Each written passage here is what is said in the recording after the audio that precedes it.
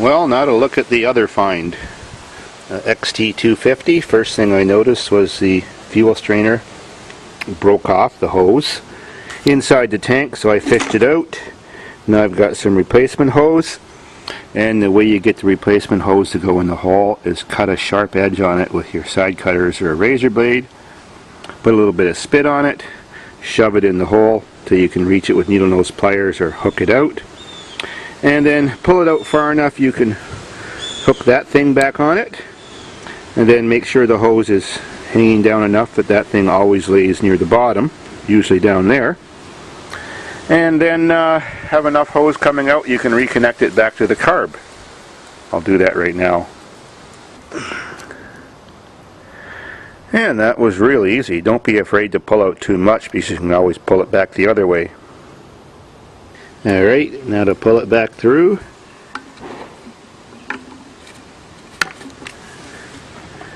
And that looks long enough. Now to cut it to length and stick it on there.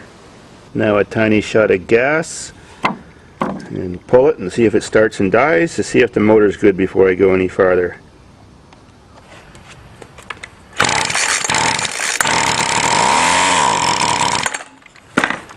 Yep, motor's good. So I can take a chance and just put the gas in the tank, keep priming the squeezy bulb, and hopefully it runs. Now, unfortunately, with weed eaters, the passageways in the carburetors are so small that 50% of them, no matter how many times you take that carb apart, poke them and blow them out, you may never get the carb unclogged and working right.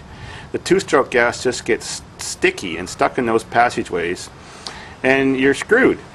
So I have so many cheap weed eaters laying around with bad carbs that look perfect and new, just like this weed eater. Let's see what's going to happen.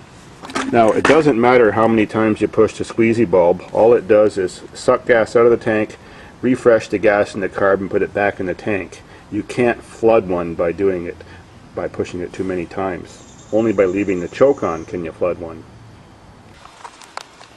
Gas is in. Start pumping.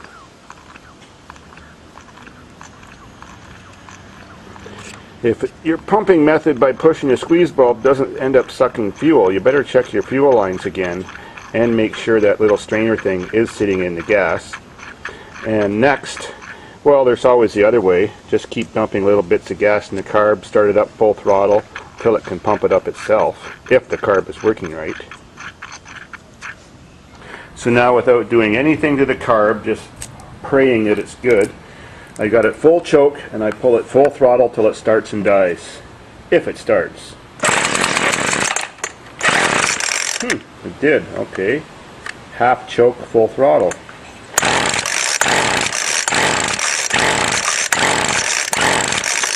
I think it may have been running off residual gas. Let's try adding a little bit more prime. Alrighty. Now no choke and a little prime.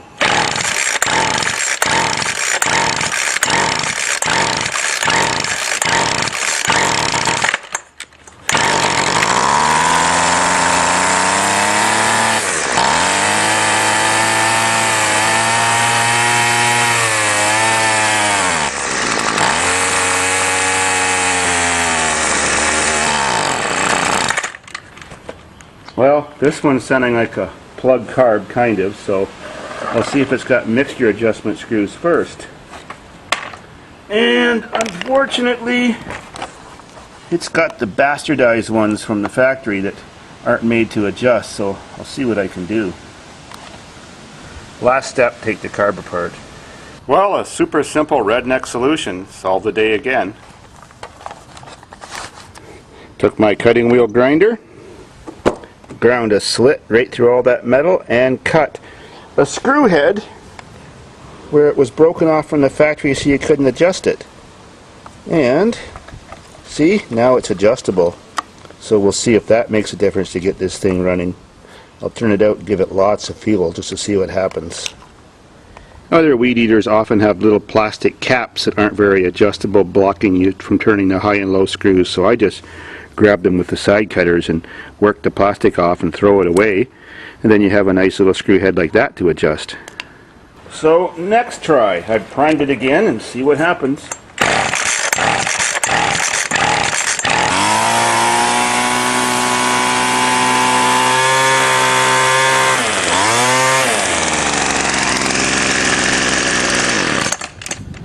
So I messed around with the adjustment screw and got it running right.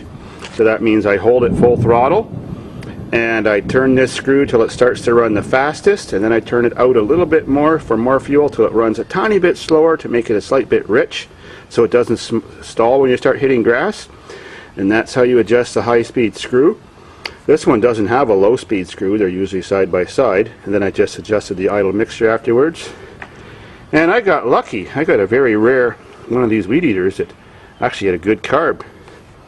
Throw it back together and sell it for 50 bucks. My sister's looking for one. Okay, I just got done working on the second mini weed eater I garbage picked the other day. This one's the PL200, and it had the same problem, broken off fuel lines, and it had one of these plastic caps you couldn't adjust the carb mixture screw, so I broke that off. But then, of course, it still wouldn't run unless I dumped gas in it. And it turned out, of course, the typical plug carburetor like these things all have. But this time I got lucky. I just took it completely apart, even took the screw out, blew everything really well, scratched the strainer screen. There's a little metal strainer screen in these carbs, and I just scratched it because they get all varnished up, and that cleans them out. Blew it again, and she's working good. Let's see.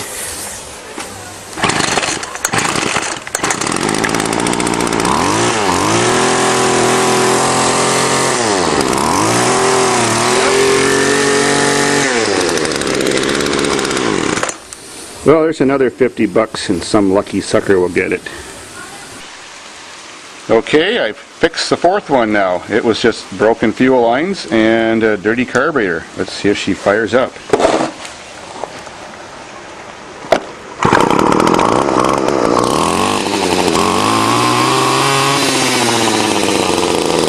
Working perfect.